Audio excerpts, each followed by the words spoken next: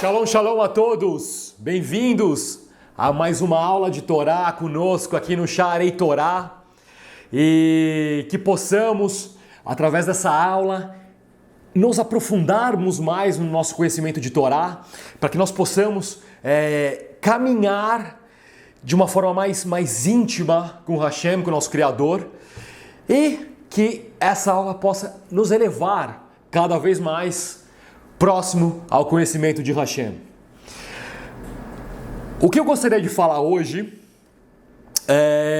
se encontra no primeiro capítulo da Parashat Chayei Sarah, que é a quinta parashá do livro de Bereshit, do livro de Gênesis, tá? Mais especificamente no capítulo 23. E esse capítulo, ele é bem interessante pelo fato de ele ser muito pouco interessante. Se você lê o que está acontecendo, ele abre falando sobre a morte de Sara e o pranto, né, o luto de Abraão, e logo depois, durante 20 versículos, há um longo relato da Torá da negociação entre Avraham com os Bnei Het, né, os hititas, o povo hitita, e com um homem chamado Efron, um homem que era o dono lá do local onde Abraão queria adquirir, né? Então, chama muita atenção, porque a Torá, ela usa 20 versículos para falar sobre um negócio de aquisição. Ele usa exatos 20 versículos para falar sobre a compra de uma caverna e de um campo por Abraham para poder enterrar Sara. E com uma leitura crua do que acontece, ele realmente é um relato, é uma história pouco interessante, né? Você vê lá, e Abraham vai, negocia, e oferece um valor, e se interessa pelo campo, e Efron negocia, e os hititas negociam e tal. E no final das contas, Abraham acaba comprando e enterra sua mulher em uma caverna que se encontra nesse local que ele compra, nesse campo, né, que a Torá chama. Mas devemos prestar atenção em algumas coisas. Muitas vezes, por mais desinteressante que seja um determinado tema que a Torá esteja abordando, ela dá alguns sinais que esse tema não é exatamente isso que a Torá está ensinando.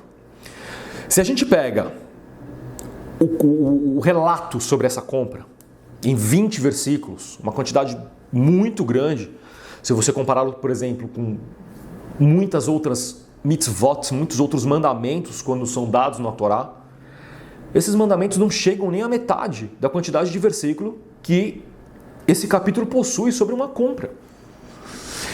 E isso chama já muita atenção, isso já é o suficiente para nos chamar a atenção. Certo? Então eu gostaria de olhar um pouco mais a fundo o que está acontecendo no comecinho da Parashat Chayei Sarah, para que a gente possa entender um grande e profundo mistério espiritual. Ok? E hoje nós vamos nos basear no Zohar, ok? E em um versículo específico do capítulo 23, que é 23:19, ok? E que fala o seguinte: Ve'arreiken, e depois disso, Kavar Avraham et Sarah ishto, enterrou Abraão a Sara, sua mulher, El me'aratz de Marpela, na caverna do campo de Marpela. Al Pinei Mamre, de frente a Mamre, ao local onde Abraham habitava, Hu Hevron. E aqui fala, então, e este lugar agora é conhecido como Hebron. Be'eretz Canaan, na terra de Canaã, Be'eretz Canaan. Amém? Então aqui está falando que depois disso, Abraham enterrou Sara, sua mulher, na caverna que se encontrava nos campos de Marpela, que ficava de frente a Mamre, que agora é chamado de Hebron, ok? Na terra de Canaã. Amém. Ok, então Abraham fez uma grande negociação para comprar esse campo, né, de Marpela, onde havia uma caverna que ele queria enterrar Sara ali. E ele compra a caverna e enterra Sara num local onde hoje é chamado de Hebron, na terra de Canaã. Ok.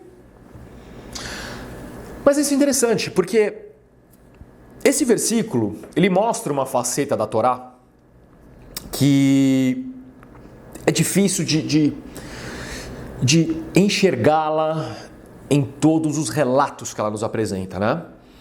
Que é, ao mesmo tempo que a Torá ela é muito detalhista sobre determinado assunto, ela é muito sucinta sobre esse mesmo assunto. Ou seja, se você pega esse versículo que nós temos aqui, que fala sobre o local onde Sara foi enterrada, ao mesmo tempo que ele é muito detalhista, no campo de Marpela, na caverna que havia nesse campo, que ficava em frente às planícies de Mamre, na terra de Canaã, dá todos os detalhes da localização, ela é sucinto. A forma como ela começa o versículo. E como é que começa o versículo? Com a palavra, o termo Ahareiken. E depois disso. Horas. De um lado, ela é extremamente detalhista sobre o local. Mas ela fala depois disso. Depois disso o quê? Né? Do que a Torá está falando? Ah, mas se você ler os capítulos anteriores, os versículos anteriores, você vai ver que é depois que ele negociou, né? Com os hititas, com Efron. Na verdade, até esse seria o caso. Mas, como a localização já havia sido dada anteriormente a esse versículo, campo de Marpela, a caverna, tudo, bastaria a Torá dizer, e Abraham enterrou Sara naquele local. Mas como a Torá ela repete toda a localização, ela repete toda a informação que já havia sido dada, esse Ahareiken, esse depois disso, acaba se tornando desvinculado dos versículos anteriores. Certo? Tá claro? Ou seja, pelo fato de a Torá repetir nesse versículo todas as informações que já foram dadas, o depois disso não necessariamente está conectado com os versículos anteriores, né? Isso nos leva a questionar, depois disso o quê? O que aconteceu antes de Avraham enterrar Sara na caverna de Marpela? Olha que pergunta interessante. Então temos que entender esse mistério para a gente ver o mistério, o segredo espiritual que está sendo ensinado pela Torá no inicinho dessa paraxá. E vamos ler no Zohar, ok?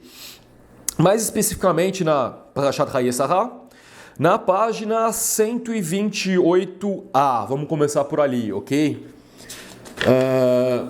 E diz o seguinte: Rabi Shimon disse, quando Avraham entrou na caverna trazendo Sara, o corpo de Sara, Adão e Havá, Adão e Eva, se levantaram e não quiseram que Sara fosse enterrada ali. Eles o disseram, já nos basta estarmos em desgraça nesse mundo perante o santo, bendito seja, por causa do pecado que cometemos. Mas agora, também teremos que ser humilhados por causa de suas boas obras? Olha só. Esse ensino do Zohar é bem estranho. Eu não vou nem falar que é difícil, mas vamos tratá-lo como algo bem estranho, bem algo sem pé nem cabeça. Vamos devagar e tentar analisar o que está acontecendo, tá? No capítulo 18, que é logo o comecinho da Parashat Vayera, uma Parashat anterior, conta que Avraham, logo após a sua circuncisão, ele recebe a visita de 3 homens, ok? Que na verdade eram 3 anjos. Então Avraham ele se apressa para atender a esses 3 anjos que vieram visitá-lo e ele prepara manteiga, pão, água e uma das coisas que ele traz é um bezerro. Ele vai atrás de um animal, ele vai para o seu pasto para escolher o melhor animal para poder assá-lo para receber esses 3 homens.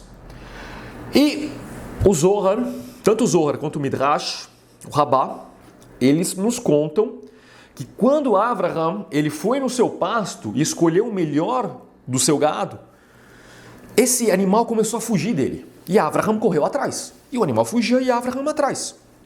Até que esse animal, ele entrou dentro da caverna de Marpela. Ele entrou dentro dessa caverna onde Avraham estava enterrando Sara. E quando Avraham entrou lá dentro, ele olhou assim, ele viu uma figura, ele viu uma pessoa, ele olhou direito assim. Aí ele olhou e falou, quem é você? Aí essa figura olhou para Avraham e falou, eu sou Adão. Eu sou Adão. Nossa, Adão? É Adão, né? Estou enterrado aqui e tal. E desde então, Hashem tem me mantido aqui. E conforme o relato vai indo, né? Nós não vamos entrar nisso hoje. Avraham acaba questionando a Adão, porque qual que for o pecado, na verdade, toda a história que aconteceu entre eles. E Adão conta a Avraham o que aconteceu e tal. Tudo bem. Avraham pega o seu animal, volta para sua tenda, mata o animal e assa para os seus convidados. E desde este momento, Avraham sempre quis adquirir a caverna de Marpela. E a morte de Sara foi apenas o motivo que ele necessitava para conseguir tomar posse desse local. Ok? Então, o Zohar aqui nos conta que Avraham ele retorna a esse local, agora já como dono dessa caverna, e lá estavam aguardando ele Adão e Havá, né? Adão e a sua mulher, a Eva. Então ali os dois, então ele chegou com o corpo e tal, e estava lá, Adão e Havá. E ambos falaram assim, olha, Abraão, a gente gostaria que você não enterrasse Sara aqui, porque nós estamos aqui em desgraça, né? Nossa imagem está em desgraça perante o santo, porque trouxemos pecado ao mundo, né? Trouxemos a morte ao mundo. Você enterrar Sara aqui, uma mulher virtuosa, uma mulher justa, vai apenas trazer mais vergonha a nós, né? Quem somos nós para ficar perante Sara? Né? Quem somos nós? Vamos ser ainda mais envergonhados. E isso foi o que ocorreu no exato momento em que Avraham entrou em Marpela para enterrar a sua mulher. E o Zohar continua, ok? E fala o seguinte, Avraham lhe disse, se você não se incomodar, olha só, Avraham disse a Adão, se você não se incomodar, me diga se há algum castelo sem teto por aqui. Adão lhe respondeu, o santo, bendito seja, me escondeu aqui até agora, e eu estou escondido como um peixe em um fosso. Mas desde que você veio, ou seja, desde que você veio ao mundo, o mundo está sendo mantido graças a você. Veja o que está escrito. Agora Adão cita o versículo seguinte. E o campo e a caverna foram elevados. Gênesis 23, 20. Agora que o campo passou para a posse de Avraham, ele foi elevado. Pois antes nada ali era visto e agora tudo que é oculto foi revelado. Olha só. Essa é uma passagem, ela é bem... Agora começa a ficar um pouco mais difícil. Ela não fica só sem pé nem cabeça, mas ela já começa a entrar em uns detalhes um pouco mais místicos do ensinado pela Torá. Tem uns detalhes que a gente precisa abordar aqui em partes, para conseguirmos entender, ok?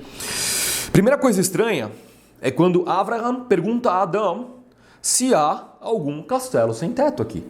Como assim? Que sentido faz? O que o Zohar quer mostrar? Falando que Avraham perguntou a Adão se havia algum castelo sem teto. Isso, vou explicar para vocês, e isso se dá justamente por causa do nome da caverna, do nome do campo da caverna, que era Marpela. E Marpela é um termo derivado da palavra hebraica que significa duplo. Ok? Então, Marpela alude a algo que é duplo, alude a uma duplicidade, ok? Marpela, por ter esse nome, significa que era uma caverna que possuía uma outra caverna dentro dela, ok? Então era uma caverna dentro da caverna, eram duas cavernas. E quando Abraham pergunta, olha, há algum castelo sem teto aqui? É como se ele perguntasse, alguma dessas duas cavernas possui alguma abertura? Ora, mas por que ele faz essa pergunta? Porque em uma delas, Abraham viu a luz. Quando você entra num castelo que não possui teto, o que você vê? A luz do sol, a incidência direta da luz. Então quando Abraham fala assim, olha, há algum castelo sem teto por aqui, ele está dizendo a Adão, alguma dessas duas cavernas possui alguma abertura? Porque eu estou vendo luz em uma delas. Uma está escura e a outra tem luz. Olha só.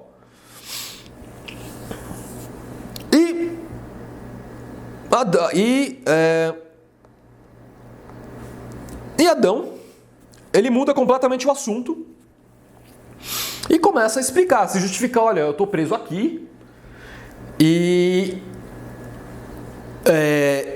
o mundo hoje ele não é mais mantido graças a mim, ele é mantido graças a você. Olha só o que Adão está falando. O que ele fala?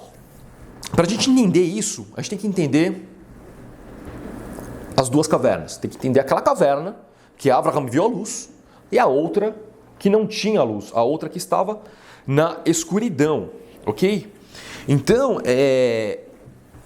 quando Adão ele fala, eu estou preso aqui, ele está falando a Abraham que ele está preso ao lado da escuridão. Ele está preso em uma caverna escura.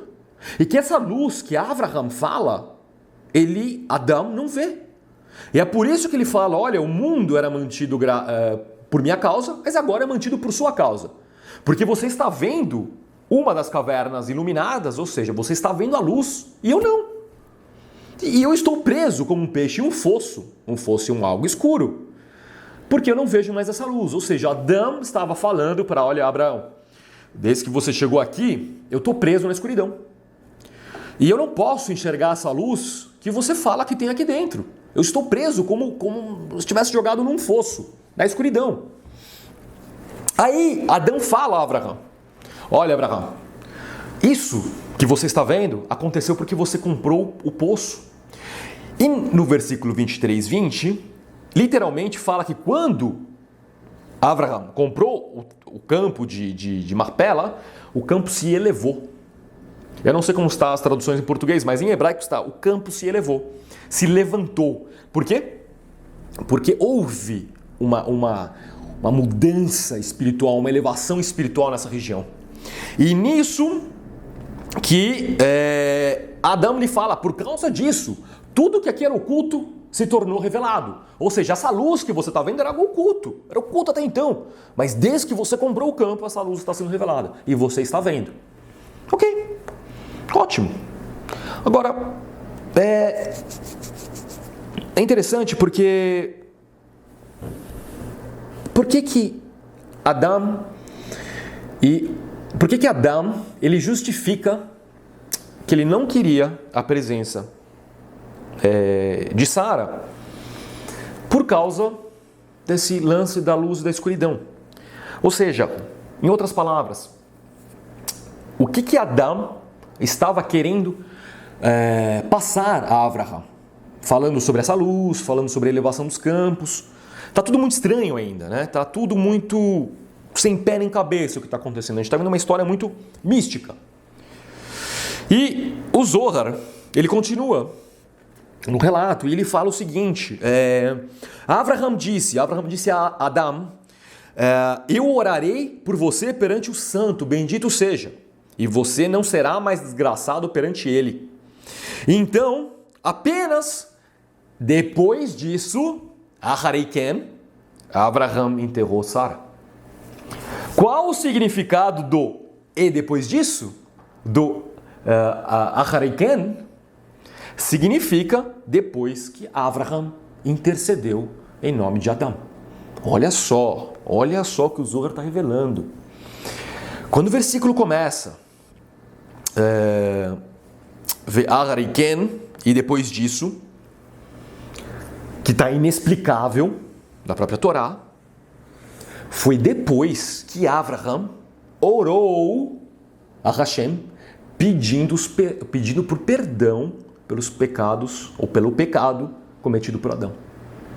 Só depois que Avraham intercedeu pelo pecado de Adão, que ele enterrou a sua mulher Sara na caverna. Olha só, ok?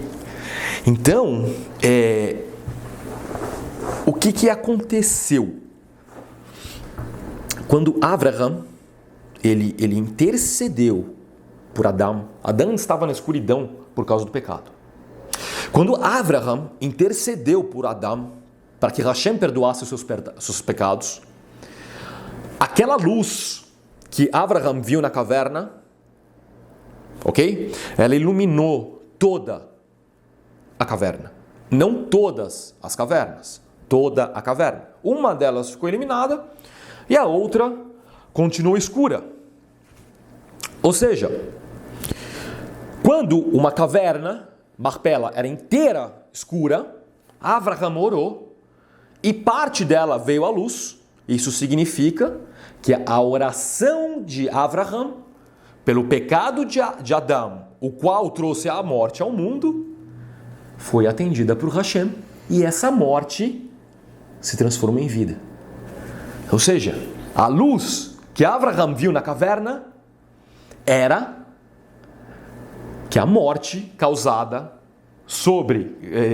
que veio sobre a humanidade por causa do pecado de Adão, estava começando a ser transformada em vida. Olha só, calma lá. Isso está estranho ainda. Porque alguém pode perguntar, olha, se o pecado de Adão foi perdoado, por que ainda existe morte no mundo, né? Ora, você está falando que o pecado de Adão foi perdoado. Ora, é por isso que a caverna chama Marpela. Porque existem duas cavernas. Uma que tem a luz, que era escura e virou luz, e a outra que continua escura. Ou seja, você tem o caminho da vida e o caminho da morte. Como está escrito em Sefer Devarim. Ponham perante ti a vida e a morte. A bênção e a maldição. Escolha a vida.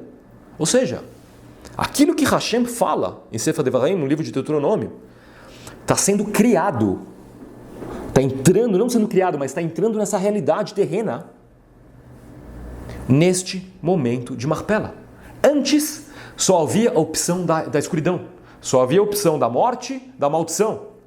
Mas nesse momento, quando Avraham entra na caverna de Marpela e ora pelos pecados de Adão, Hashem estabelece o que ele vem revelar depois no livro de Deuteronômio. Ponho perante ti a vida e a morte. Ou seja, neste momento, foi dado ao homem a chance de escolher o caminho da vida. Olha que fantástico. Olha o que um simples capítulo que fala sobre uma negociação, um business, está escondendo. Está escondendo um mistério sobre a nossa realidade fantástico. Ok? Então, para que nós possamos entender melhor o que está acontecendo, a gente tem que entender, a gente tem que ver que essa história do Zohar, ela é uma alegoria. Assim como a Torá é uma alegoria. As histórias da Torá são fatídicas, são verdades, mas são alegorias para mistérios espirituais, como a gente vê na negociação entre Avraham e Efron. A mesma coisa acontece com o Zohar. O Zohar conta uma história para ensinar um mistério espiritual. Ok? Ele ensina, que mistério que está ensinando aqui? Que ao homem foi dado o caminho da vida. Ao homem foi dado uma escolha para que ele não entre sob a maldição jogada sobre Adão, que é a morte. Ok? E olha só, e como é que foi dada, como é que foi materializada, como é que entrou nas esferas terrenas esse caminho? Horas. O Zohar fala, por Avraham, por Abraão. E o que veio de Avraham? Horas. O que veio de Avraham? Veio um povo, veio Israel. Certo? Ou seja, O que fala lá em Isaías, em Ishaya 42:1? Fala assim: ó Israel, não temas, pois eu, Hashem, vou lhe redimir. Ou seja, a primeira mistério que veio da luz, da quebra do pecado de Adão, é quando o homem é redimido dos pecados. Ok? Olha só, para que o homem atinja a luz, ele precisa primeiro ser redimido, ele precisa ser perdoado dos seus pecados. E sobre quem está essa promessa? Israel! Está sobre Israel. Não está sobre todas as nações. Não está. Mas foi dada a oportunidade a todas as nações de serem redimidas. Como? Entrando embaixo das asas de Hashem. Entrando, se associando ao povo de Israel. A promessa é para o povo de Israel, não para as nações. Mas as nações podem receber essa promessa. Podem receber essa promessa. Se elas se tornarem Israel, se aproximarem desse povo e se tornarem este povo escolhido de Hashem. Alguns já são naturais de Israel, como os judeus, por exemplo. Outros se achegam a Israel, como Ruth, por exemplo. Ruth não era uma israelita, se achegou a Israel. Itró também. Então, está aberto a remissão dos pecados a todos. Esse é o primeiro ponto. O segundo é que essa luz também representa algo que veio de Abraham. E o que veio de Abraham? Torá. Torá veio de Abraham. O que está escrito em Provérbios 6:23? A mitzvah é a lâmpada e a Torá é a luz. Ou seja, a luz é a Torá.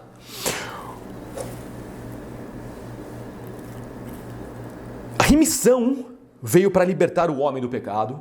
A Torá veio para ensinar ao homem a como viver nessa vida, a como enxergar a realidade nessa vida. Pois só através de Torá o homem vai ser capaz de reconhecer essa luz. Abraham reconheceu essa luz porque conhecia a Torá. Adão, mesmo que estava na escuridão, sabia da luz. Por quê? Porque lá no Jardim do Éden havia a Torá. Então eles conheciam a Torá, eles sabiam do que estava falando. Quem não conhece a Torá nunca vai reconhecer a luz. Vai usar como luz diversas coisas, diversos seres, ou homens que viveram, ou figuras, ou emblemas, ou qualquer coisa. Mas nunca reconhecerão a luz verdadeira. Essa é o que leva a vida. E a terceira coisa que vem de Abraham, que dá a vida, Mashiach. Mashiach. O que está acontecendo? Hashem, ele estava estruturando, olha só, o caminho da vida. Ele estava colocando nessa terra, através da história de Marpela, para o caminho, vamos dizer, o caminho da salvação. Primeiro, remissão de pecados, a qual é prometida apenas aos que estão no povo de Israel. Natural ou não, não importa. Tem que estar associado a Israel. Não é associado, por exemplo, a Roma. Não é associado à Babilônia. Não é associado ao mundo ocidental, à grande fé ocidental. Não é. Só a Israel. Porém, a Roma, a fé ocidental, a Babilônia, foi dada a chance de que essas pessoas venham para Israel e se tornem dignas da remissão. Olha que fantástico. Então, elas viverão aquilo que faz o homem Israel. O que faz um homem Israel? Torá. Torá. Vai ver Torá, vai aprender Torá, vai estudar Torá, vai seguir os mandamentos da Torá. E por último, quando o homem se associa a Israel e assume sobre si o jugo de Torá, vai entrar na era de Mashiach, onde a morte perderá sua força e a vida será eterna. Ou seja, a total quebra, ou o total perdão do pecado realizado por Adão. Ok. Até então, tudo bem. Profundo, interessante, legal. Mas ainda tem uma pergunta que permeia as nossas mentes sobre esse estudo. Como Como isso ocorre?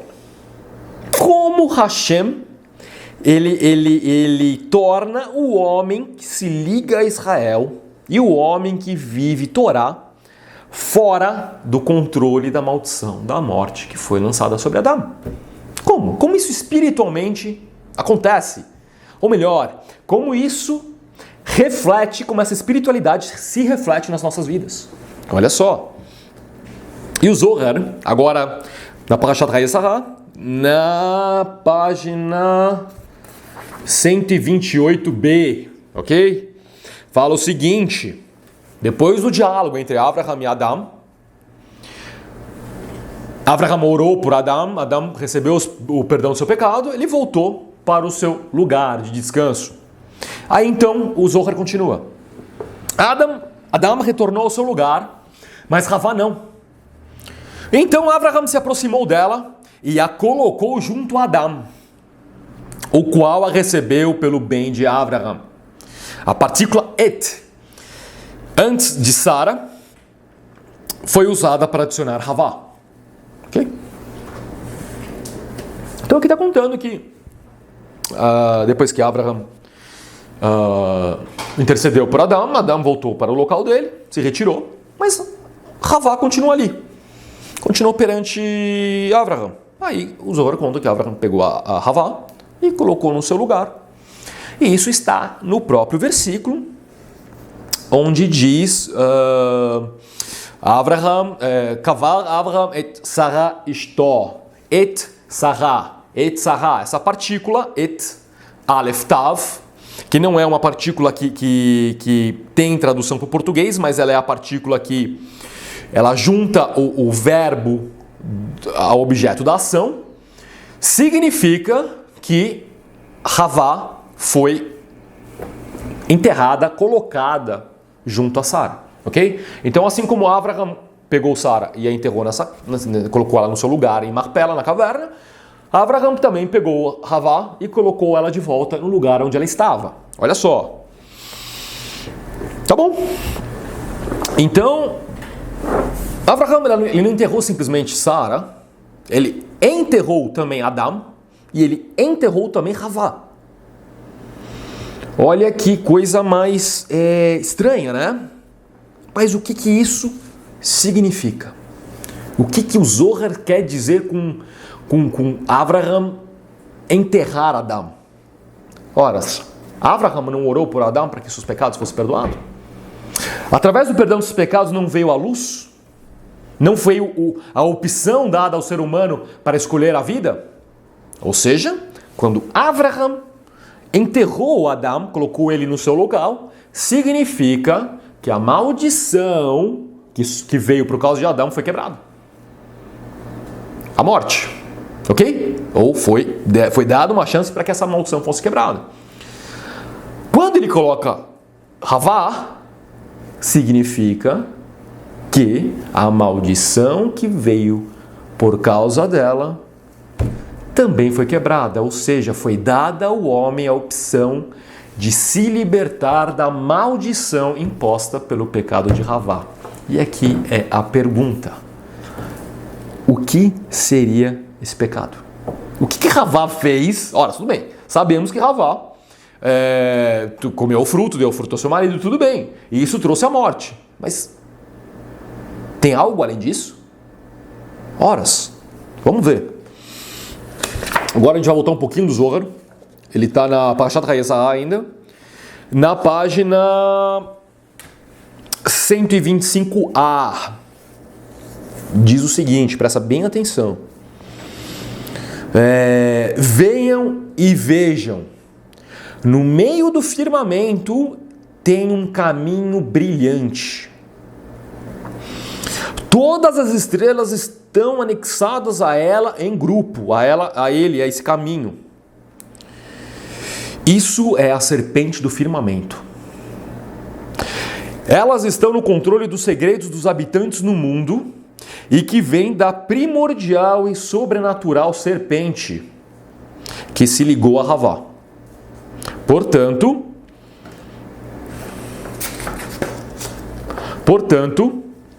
quando o homem deseja se purificar, Ele deve se desconectar delas, das estrelas. E só assim poderá ser chamado de santo. Mas se o homem deseja se impurificar, ele se atrela a elas, as estrelas. Olha só que estranho e difícil. Vamos ver. Vamos devagar aqui. Primeiro o Zohar fala que no firmamento há um caminho brilhante. Esse caminho brilhante hoje tem um nome. O chamamos de Via Láctea. Ou seja, mundo de Yetzirah. Ok? O Zohar conta sobre a existência de 4 mundos. O Zohar não. O Zohar revela na Torá que existem 4 mundos. O mundo de Asiá, que é o mundo físico. O mundo de Yetzirah, que é o mundo onde as estrelas e as constelações se encontram. Aí acima dele existe o mundo de Briá, que é o local onde os anjos habitam. E acima é o mundo de Atzilut, que é o mundo da emanação, onde tudo emana. Ok? Então ele está explicando que essa serpente, olha só, que o firmamento, a Via Láctea, é a serpente que ele chama de serpente primordial, ok? Ou seja, as estrelas e as constelações, o Zohar está dizendo que é a serpente, que é a mesma serpente que induziu Sara, que induziu Havá, induziu Eva. Então, quando Eva deu ouvidos à serpente, e confiou mais na serpente do que nas palavras de Hashem, ela cometeu o pecado dela. Ela trouxe a maldição, uma maldição sobre a face da terra, sobre a humanidade. E que maldição foi essa? Adão trouxe o da morte e Havá trouxe da influência da serpente. Ou seja, da influência que existe sobre o ser humano que vem das estrelas, do destino, da sorte, das constelações, dos signos. Olha só. Vou tentar explicar, vamos começar de novo. Tentar explicar melhor isso para vocês. Todo ser humano nasce sob um signo. Fato. E esse signo, ele gera influência sobre o caráter da pessoa, o comportamento da pessoa, a forma de pensar da pessoa. Ok? Por quê? Porque no mundo de Yetzirah, nos céus estrelares, foi colocado um poder por Hashem para que esse poder exercesse influência na vida do homem nessa realidade. Ok? Então, quando um homem ordinário nasce, ele vai nascer sob a influência astral. Ele vai nascer com a vida completamente predestinada. Por mais que ele ache que ele tem um livre-arbítrio, eu faço o que eu quero, na verdade, nada está no controle dele. Primeiro que ele não nasce no local onde ele escolhe nascer, nem com os pais onde ele escolhe nascer. O que ele gosta ou decide gostar, aquilo que ele definiria como livre-arbítrio, na verdade, é influência do local onde ele nasceu. O cara que nasce no Brasil gosta de churrasco. O que nasce no Japão já gosta de ramen, yakimeshi. Por quê? Porque a influência que eles têm é do local. E de um local onde ele não escolheu nascer. Então, a mentalidade que ele cresce é absorvida pela cultura que ele está, que ele não escolheu. A educação que ele recebe é da casa, da família de onde ele veio, que ele não escolheu. Ou seja, por mais que o homem acredite que tenha livre-arbítrio, ele não tem, ele nasce predestinado, ele nasce sob o poder da sorte, ou seja, do acaso, e sob a influência de todos os decretos negativos que venham desse local. Essa foi a maldição que veio por causa de Sara. Por causa de Havá, perdão. Havá, por ter dado ouvidos à serpente, trouxe essa maldição sobre o homem. Antes do pecado, Adão e Havá eram cuidados, o destino, a sorte, tudo era lidado diretamente por Hashem. O destino deles estava nas mãos de Hashem. Quando Havá deu ouvidos à serpente, Hashem pegou todo esse destino, essa sorte, que viria sobre o homem, tirou da mão dele e colocou sobre os astros. Colocou sobre o poder da serpente primordial. Olha só. Ou seja, vocês pecaram, vocês estão sob pecado. Agora vocês vivam a sua vida de acordo com o que está predestinado a vocês. O homem vai nascer, crescer, morrer, vai ser apenas mais um número embaixo do céu. Olha só, olha essa maldição. Talvez seja até pior que a morte em si. E olha que legal, olha que interessante que ainda fala, ainda o que é, como ainda, o que vem além dessa predestinação que o pecado, a maldição de Ravá trouxe. O Zohar continua, ainda no 125b, fala o seguinte: Rabi Yitzhak e Rabi Yossi estavam andando de Tiberias em direção a Lod. Então estava lá o Rabi Yitzhak e o Rabi Yossi andando de uma região a outra. E no caminho eles começam a conversar. Rabi Yitzhak disse: eu fico pensando sobre aquele homem mau, o Bilam. Tudo que ele fez veio do lado da impureza. Daqui entendemos um segredo: que todo tipo de feitiçaria e todo tipo de bruxaria que há no mundo provém da serpente primordial. Portanto, todo encantamento é a própria serpente. Olha só.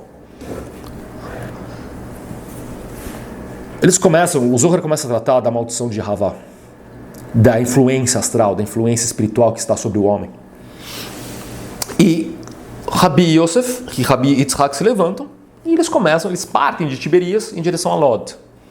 E no caminho eles começam a conversar sobre Bilam, um assunto não conectado com o tema, e eles falam sobre a feitiçaria, a bruxaria praticada por Bilam, e que tais atos vinham da serpente primordial, ou seja, as constelações, a Via Láctea. O que está acontecendo aqui para que nós possamos entender? O feiticeiro, quando ele pratica feitiçaria, nada mais é do que alterar a influência astral sobre a vida de determinada pessoa. Quando um bruxo ele lança uma bruxaria tanto benéfica, dentro da medida do possível, quanto maléfica sobre a vida de alguém, o que esse homem está fazendo, ele está entrando em contato com espíritos da serpente, para que através dessa serpente ela altere a influência astral exercida sobre a vida desse homem. Ok? E esse homem se torna vítima desse feitiço ou dessa bruxaria. Mesma coisa com a macumba. Quando uma macumba é feita e esse trabalho ele acaba atingindo a vida de alguém, o que está acontecendo é que essa serpente, esse trabalho está entrando em contato com a serpente, e essa serpente está alterando o fluxo da influência astral, ou seja, o destino da vida desse homem, e essa alteração, normalmente para causar o dano, ela é sentida nessa terra. Mesma coisa com o adivinho. O adivinho, o que o adivinho é? Ele vai adivinhar o futuro. O que ele vê? Ele vai enxergar o seu destino. Ele vai enxergar aquilo que está predestinado na sua vida. Ok? Então, o que está falando é o seguinte: a bruxaria, a feitiçaria, a adivinhação e todas essas coisas proibidas pela Torá, elas só existem por causa da maldição de Ravá. Se Ravá não tivesse colocado o ser humano sobre a influência de Yetzirá, sobre a influência dos astros, das estrelas, nada disso faria efeito. Porque como é que um trabalho de feitiçaria poderia influenciar a vida de um homem que está na mão de Hashem? Impossível, não tem como. Olha só. Então, quando Ravá pecou, ela não só condenou a humanidade a influência do destino e da sorte e do acaso, mas influenciou, trouxe a essa realidade bruxaria, feitiçaria, adivinhação, que mais? Simpatia, e todas essas obras veementemente proibidas pela Torá. Então, olha só. Assim como pela oração, como Avraham intercedeu por Adão e foi dado ao homem a Torá, que é a luz, Israel, entenda-se aqui, remissão, perdão dos pecados, e a oportunidade de entrar na era de Mashiach, onde haverá vida eterna, conceito completamente contrário e oposto da maldição que veio a Adão quando Avraham pegou Havá e a colocou para o seu lugar, significa que, através de Avraham, foi dada ao homem a chance de se libertar dos céus de Yetzirah. Deu a chance ao homem de se libertar da influência astral. Deu a chance do homem que entender essas coisas, de não ser vítima do signo, de não ser vítima do destino, de não ser vítima da sorte e de quebrar todos os decretos negativos que hajam nas esferas de Yetzirah, nas esferas estrelares sobre a vida desse homem. Ou seja, Adão trata da vida eterna. Havá trata de uma vida terrena de acordo com a vontade de Hashem. Olha só o que essa marpela está nos ensinando.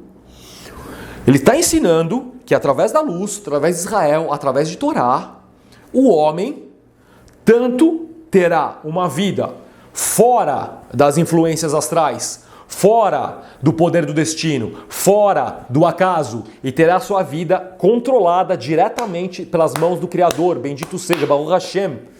Zé Tov Meod, Zé Mashiach, incrível, incrível.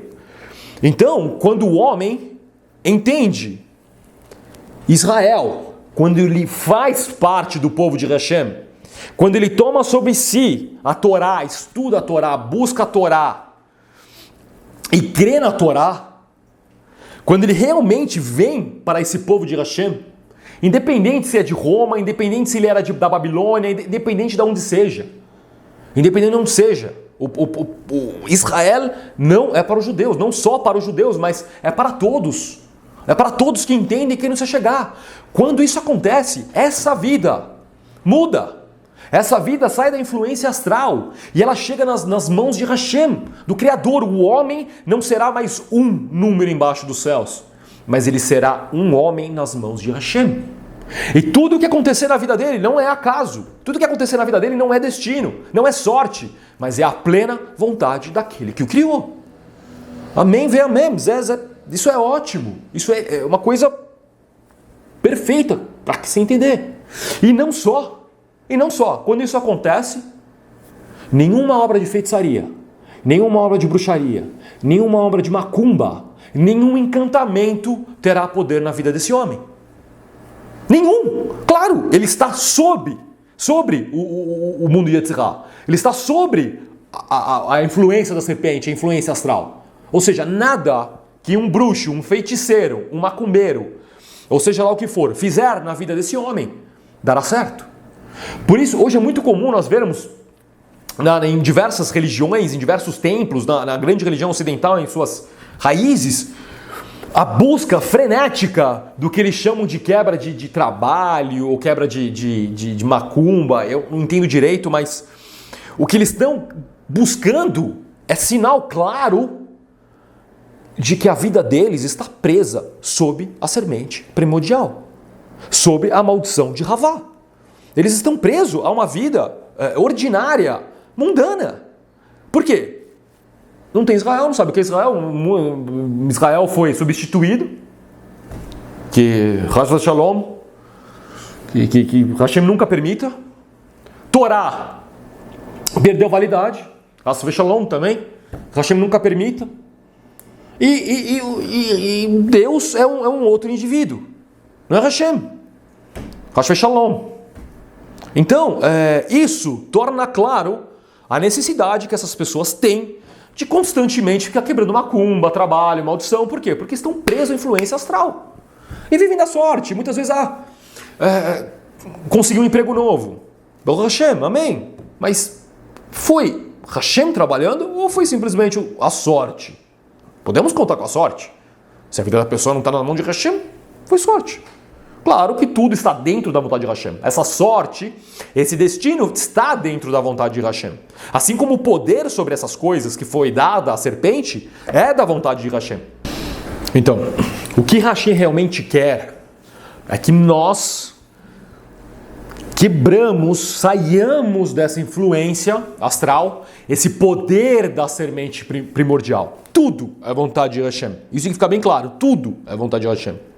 Mas, dentro da vontade dele, ele deu o objetivo àqueles que são seus de se elevarem à maldição imposta por Havá. Então, olha só, em um simples versículo, em um simples capítulo onde fala de um tema aparentemente nada interessante, temos um dos maiores segredos, mistérios espirituais de como o mundo espiritual se relaciona a essa realidade contido na Torá. Olha que fantástico. Olha que como a Torá é uma coisa, um livro sem fim, é um entendimento infinito, é uma coisa impressionante. Então, entendemos Marpela, que é algo que significa duplo, duplicidade, como uma dupla mensagem. A primeira mensagem fala dessa vida terrena, maldição de Havá, de como devemos ter uma bênção, vamos dizer, abençoada, uma vida abençoada. Como? Horas. Israel, Torá, o que vai acontecer? Você se quebra, você se livra, você quebra a influência astral. Você tem uma vida totalmente regida pelas mãos do Criador. Não tem intermediários, não tem estrelas, não tem signos, não tem a serpente. Você tem uma vida onde tudo que acontece é pela vontade de Hashem. Os decretos negativos são quebrados. A influência negativa é quebrada. Trabalho de bruxaria, macumba, nada disso afeta. Tudo que acontecer na sua vida é aquilo que Hashem vai estipular para você. Isso é uma coisa fantástica. Essa que é a vida que Hashem deu ao homem antes do pecado. E a segunda mensagem é sobre o mundo vindouro, o pós essa vida, né? Esse aqui é o Olam Hazé, o primeiro do Olam Hazé e o segundo do Olam Rabá, que fala que é a vida eterna. É onde será quebrado o pecado de Adão, a era de Mashiach. E quem chega lá? Israel e o homem que está sob o jugo da Torá. Simples, é fácil. O segredo não tem grandes segredos. A fórmula, a receita é sempre a mesma. Agora, o mistério é as diversas realizações que essa simples fórmula, essa simples receita nos leva. Então, eu espero que essa aula, que esse ensino possa realmente ele te elevar espiritualmente, elevar em conhecimento, em sabedoria. Se você achou apenas uma aula interessante, amém, legal. Agora, de alguma forma, eu espero que todos esses mistérios da Torá realmente possam atingir o seu interior e mudar-lhe grandemente. E, pessoal, se vocês gostaram da aula, dê um like pra gente, isso ajuda muito, porque estamos começando nossos trabalhos. Se inscreva no canal, clica no sininho aí que eu acho que manda quando vem mais vídeo, né? E que o Sharei Torá, que o nosso trabalho possa engrandecer muito o nome de Hashem e elevar o entendimento de cada um que nos acompanha. É isso aí, pessoal. Agradeço. Fiquem na paz. Amém e amém.